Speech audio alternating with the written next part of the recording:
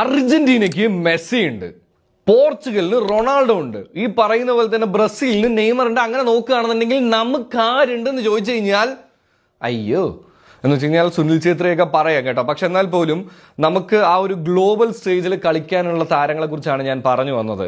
അതിനൊക്കെയുള്ള ഒരു കാരണം എന്ന് പറയുന്നത് ഇപ്പൊ മെസ്സിയുടെ കാര്യം എടുക്കാം, റൊണാൾഡോയുടെ കാര്യം എടുക്കാം, നെയ്മറിന്റെ കാര്യം എടുക്കാം, വേണ്ട പുറത്തേക്കുള്ള ഏതെങ്കിലും ഒരു പ്രൊഫഷണൽ ഫുട്ബോളറിന്റെ കാര്യം എടുത്ത് നോക്കുകയാണെന്നുണ്ടെങ്കിൽ അവർക്ക് കറക്റ്റ് ടൈമിൽ ഈ പറയുന്ന പോലെ ഓപ്പർച്യൂണിറ്റീസ് വന്നിട്ടുണ്ടെന്നുള്ളതാണ്. നമ്മുടെ അവിടെ അത് വരുന്നുണ്ടോ? അതൊരു വലിയ ചോദ്യമാണ്. പക്ഷെ ചില സമയത്ത് ഓപ്പർച്യൂണിറ്റീസിനെ നമ്മൾ തേടി പോകണം എന്നുള്ളത് തന്നെയാണ് കേട്ടോ. സോ അതുപോലുള്ള ഒരു ഓപ്പർച്യൂണിറ്റി നിങ്ങളിലേക്ക് എത്തിക്കാനാണ് ഞാൻ വന്നിരിക്കുന്നത്. യെസ്, പ്രൈം 11 ട്രയൽസ് നടക്കാനായിട്ട് പോവാണ്. സോ അതിൽ കുറച്ച് കാര്യങ്ങൾ ഞാൻ പറഞ്ഞുതരാം. അതനുസരിച്ച് കൃത്യമായിട്ട് ചെയ്യുകയാണെന്നുണ്ടെങ്കിൽ, ഒരു ഫുട്ബോളാണ് നിങ്ങളുടെ പ്രൊഫഷൻ എന്നുണ്ടെങ്കിൽ this is going to help you. So അതിന് മുന്നേ ഏതെങ്കിലും ഫുട്ബോൾ ഇഷ്ടമുള്ള അവരെ കരിയർ ആക്കണമെന്ന് ആഗ്രഹമുള്ളവർക്ക് ഈ വീഡിയോ അയച്ചു കൊടുക്കാനും കൂടെ മറക്കരുതെന്ന് ഓർമ്മിച്ചുകൊണ്ട് ഞാൻ കാര്യങ്ങൾ പറഞ്ഞുതരാം കേട്ടോ.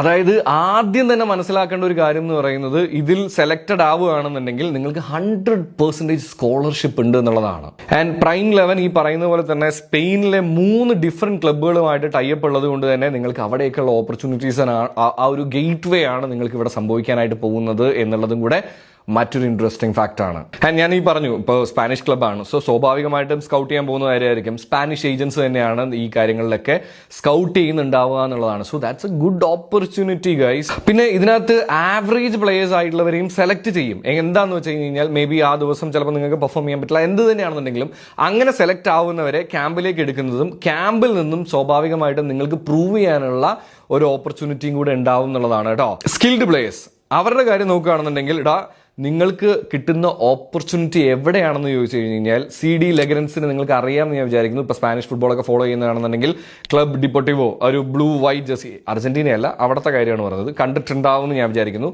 അവിടെയാണ് നിങ്ങൾക്ക് ട്രയൽസ് കിട്ടാനായിട്ട് പോകുന്നത് എന്നുള്ളതാണ്. ചെറിയ കാര്യമാണോ? ഒരിക്കലും അല്ല എന്നുള്ളതാണ് കേട്ടോ.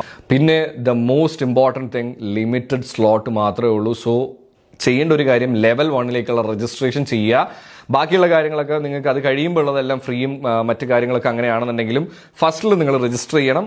ലിമിറ്റഡ് സ്ലോട്ടേ ഉള്ളൂ. സോ വൈകരുത്, വേഗം തന്നെ ചെയ്യുക. അപ്പോൾ സംശയം വരാൻ പോകുന്നത് എന്താണ്, എങ്ങനെയാണ് നമുക്ക് ഇവരെ കോൺടാക്ട് ചെയ്യുക എന്നുള്ളതാണ്. അതിന് പ്രൈം 11 വെബ്സൈറ്റിലേക്ക് പോകാവുന്നതാണ്. അവിടെ നിങ്ങൾക്ക് അതിനുള്ള ഓപ്പർച്യൂണിറ്റി ഉണ്ട്. ഇനി അല്ലാന്നുണ്ടെങ്കിൽ ഇപ്പോൾ സ്ക്രീനിൽ കാണുന്ന ഇതാണ് അവരുടെ വാട്സപ്പ് നമ്പർ.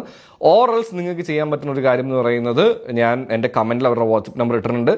എൻ്റെ സ്റ്റോറിയിൽ, ഇൻസ്റ്റാഗ്രാമിലെ സ്റ്റോറിയിൽ ഈ പറയുന്ന പോലെ തന്നെ അവരുടെ വെബ്സൈറ്റ് ലിങ്കും ഉണ്ടാവുന്നതാണ് കേട്ടോ. ഇത്രേ പറയാനുള്ളൂ. ഫുട്ബോളിനെ കരിയർ ആക്കണം എന്ന് ആഗ്രഹമുള്ളവർക്ക് ഈ ട്രയൽസിനെ കുറിച്ച് എന്തായാലും വീഡിയോ സെൻഡ് ചെയ്ത് കൊടുക്കുക. And chill കുപ്പിച്ചിൽ.